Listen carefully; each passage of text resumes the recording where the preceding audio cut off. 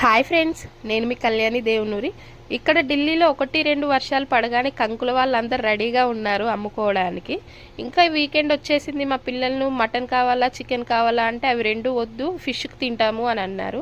ఇక్కడ ఫిష్ మాత్రం మేము చాలా తక్కువగా తెచ్చుకుంటాము, ఎందుకంటే ఒక్కొక్కసారి లైవ్ దొరుకుతాయి, ఒక్కొక్కసారి చనిపోయినవి ఉంటాయి. ఎందుకులే గొడవ అని మటన్ చికెన్ వీటితోనే సర్దుకుంటాము. ఇంకా ఈరోజు అయితే లైవ్గా ఉంటాయేమో అని అక్కడికి వెళ్ళేసరికి లైవ్ దొరికాయి.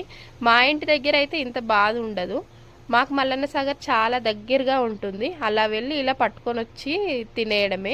మా ఇంటి దగ్గర కట్ చేయడానికి చాలా తిప్పలండి. మా అత్తయ్య, మా మావయ్య, మా ఆయన ఇంకా కష్టపడుతూ కోస్తూ ఉంటారు.